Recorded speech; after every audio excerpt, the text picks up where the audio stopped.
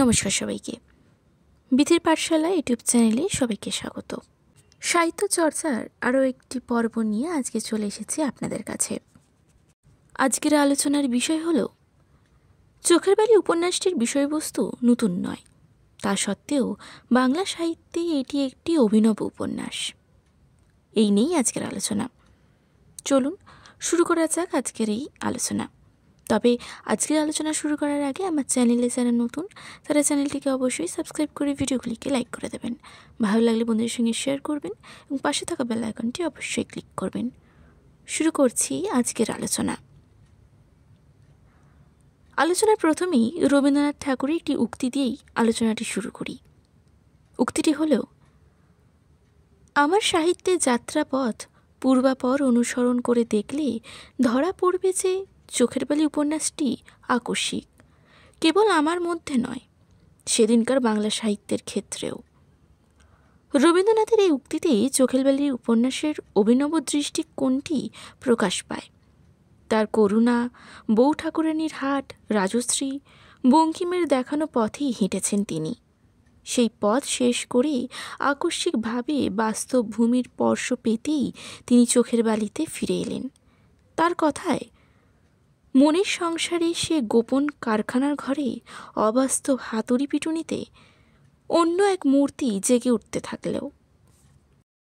রবীন্দ্রনাথের সহ সম্পাদিত বঙ্গদর্শন নবপর্যায় পত্রিকায় চোখের বালি উপন্যাসটি বৈশাখ ১৩০৮ থেকে কার্তিক ১৩০৯ বঙ্গাব্দ পর্যন্ত ধারাবাহিকভাবে প্রকাশিত হয়।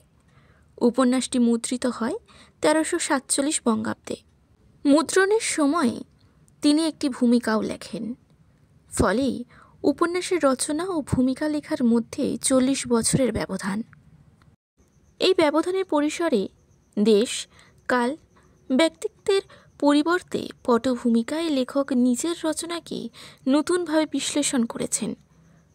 রবীন্দ্রনাথের বিশ্লেষণে বাংলা সাহিত্যের ক্ষেত্রে চোখের বালি উপন্যাসের রীতিগত ও গঠনগত দিক থেকেই নতুনত্বের কিছু লক্ষণও ফুটে উঠেছে।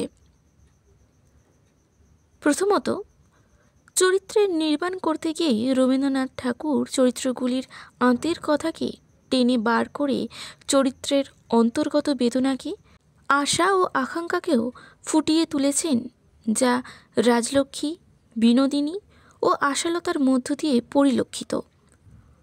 উপন্যাসের চরম সংকট মুহূর্তে মহেন্দ্র যখন বিনোদিনীকে নিয়ে গৃহত্যাগের পরিকল্পনা করেছে, তখন রাজলক্ষ্মী বিনোদিনীকে কটাক্ষ করে বলেছেন, আমার ছেলের দোষ গুণ আমি জানি, কিন্তু তুমি এমন মায়াবিনী তাহা জানিতাম না।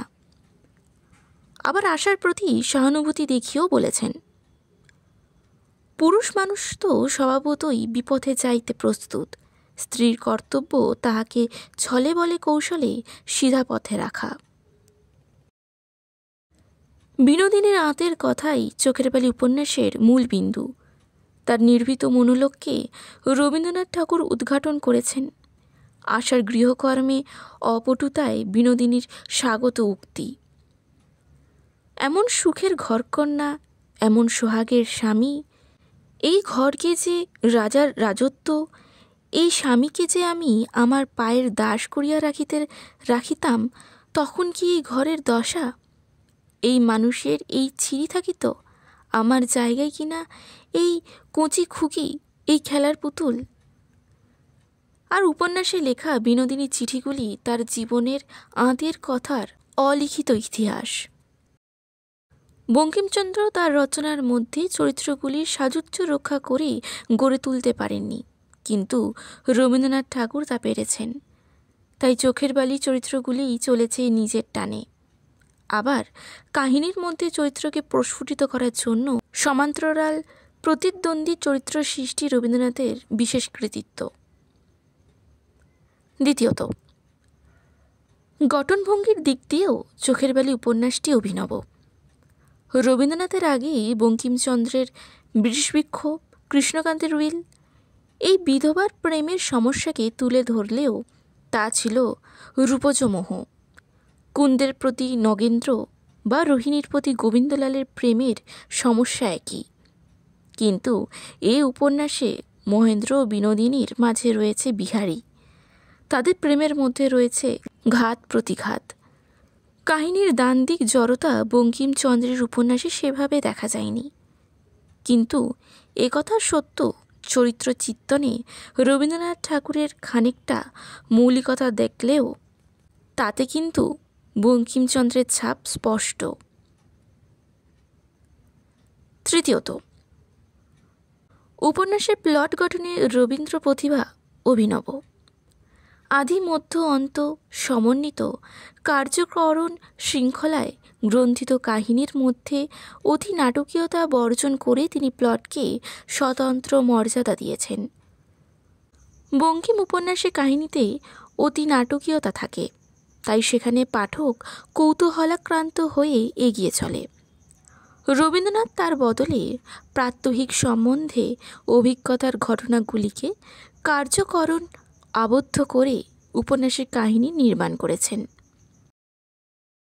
চতুর্থ, পরিধির দিক দিয়ে বঙ্কিম এবং রবীন্দ্রনাথ ভিন্ন পথে পথগামী। বঙ্কিম উপন্যাসে বৃষবৃক্ষ, কৃষ্ণকান্তের উইল এর পরিণতি যেখানে মৃত্যুতেই সমাপ্তি, সেখানে বিনোদিনী অন্য এক মানুষে পরিণত হয়েছে, সার্থকতার এক অতীন্দ্রিয় লোকে উত্তীর্ণ হয়েছে। আর বিনোদিনীর আঁতের কথা উপন্যাসকে অন্য মাত্রাও দিয়েছে। উপন্যাসের শেষে আমরা যে বিনোদিনীকে দেখি, তার দু চোখে আর বিদ্বেষের আগুন নেই। সে একটা শান্ত নদীর মতো বাকি জীবনটাকে বইয়ে নিয়ে যেতে চায়। বিহারীকে সে বলেছে, আমি দূরে থাকিয়া তোমার কর্ম করি। এই উক্তি বিনোদিনীকে শুদ্ধ করে দেয়। অন্নপূর্ণার সাথে কাশীতে যাওয়ার সিদ্ধান্ত তার নিজের সুখের নির্রচনা করার সমস্ত সম্ভাবনা তার আছে, এই বোধেই সে পরিণত হয়।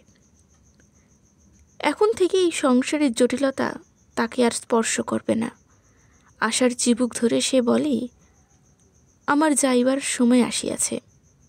এই জন্যই বিশিষ্ট সমালোচক বলেছেন, বিনোদিনীর মতন এমন বুদ্ধিবৃত্তি সম্পন্ন ইন্টেলেকচুয়াল চরিত্র সৃষ্টি রবীন্দ্রনাথ আর করেনি নাই। এই চরিত্র অঙ্কন এই গ্রন্থের মধ্যে সবচেয়ে উজ্জ্বল, নিপুণ ও আনন্দপ্রদ। বিনোদিনী পৃথিবীর বর্তমান জটিল যুগের এক প্রতিনিধি জীব।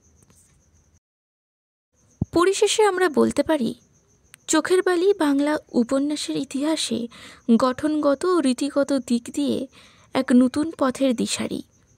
চোখের বালিকে বাংলার প্রথম সার্থক মনস্তাত্ত্বিক উপন্যাস বলা যায়। এ প্রসঙ্গে বুদ্ধদেব বসুর মন্তব্য দিয়ে আলোচনার রীতি টানা যেতে পারে। মনস্তাত্ত্বিক উপন্যাসের দ্বারপ্রান্তে এসে বঙ্কিমচন্দ্রকে যেখানে থেমে যেতে হয়েছিল, সেখান থেকে রবীন্দ্রনাথকে যাত্রা আরম্ভ করতে হলো। সাহিত্যের বিচারে চোখের বালি থেকেই বাংলা উপন্যাসের বঙ্কিমোত্তর আধুনিক ধারার সূত্রপাত। কাজেই খুব সহজেই বলা যেতে পারে, চোখের বালি উপন্যাসটির বিষয়বস্তু নতুন না হলেও তা বাংলা সাহিত্যের একটি অভিনব উপন্যাস, নিঃসন্দেহে। আজকের আলোচনাটি কেমন লাগলো কমেন্টে অবশ্যই জানাবেন। ভালো লাগলে লাইক করবেন, বন্ধুদের সঙ্গে শেয়ার করবেন এবং পাশে থাকা বেল আইকনটি অবশ্যই ক্লিক করবেন এবং আপনাদের গুরুত্বপূর্ণ মতামত আমার সঙ্গে অবশ্যই ভাগ করে নেবেন। নমস্কার।